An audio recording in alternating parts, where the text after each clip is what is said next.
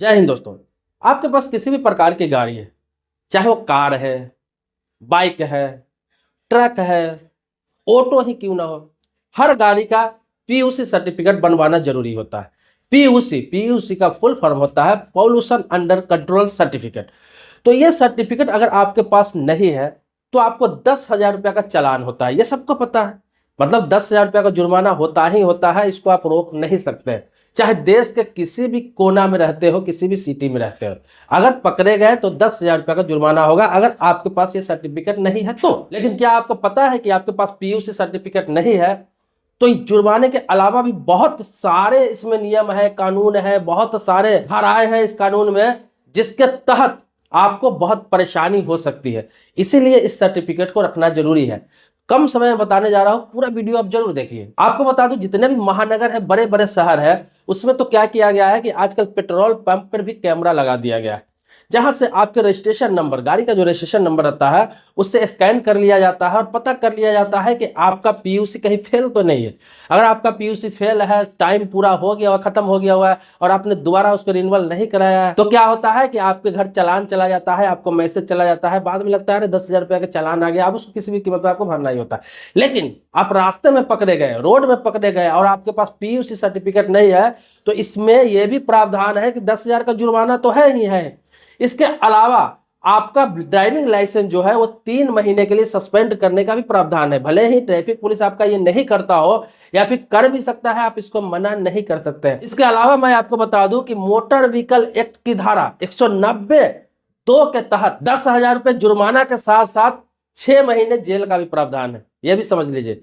या फिर 10,000 जुर्माना भी हो सकता है और 6 महीने जेल भी आपका हो सकता है। ये किस कंडीशन में आपको बता देता हूं।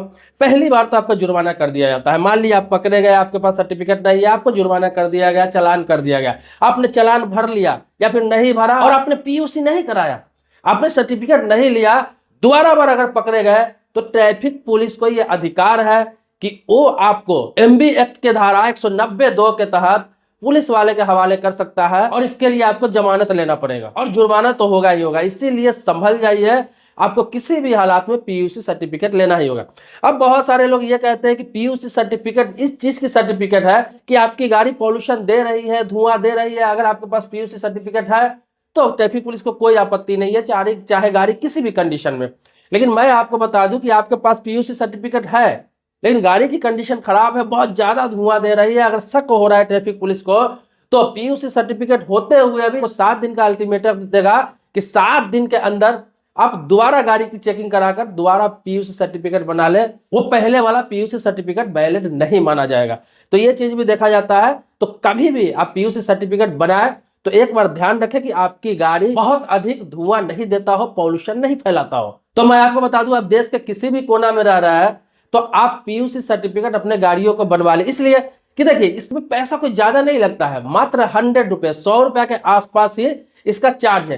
कहीं 90 रुपए है, कहीं 100 रुपए है, कहीं 120 रुपए है, यही के आसपास इसका चार्ज रखा गया है गवर्नमेंट की तरफ से। सभी स्टेट में अलग अलग चार्ज हो सकता है। बाकी कानून, बाकी धाराओं को छोड़ भी दिया जाए तो 10,000 रुपया जुर्माना भी कम नहीं होता है, जो आपको किसी भी हालात में भुगतान करना ही पड़ता है। और आपको एक चीज और बता दूं, यही कारण रहा है कि सरकार की तरफ से कई बार अपील किया गया है कि डीजल गाड़ियां लोग कम खरीदे, ना खरीदे।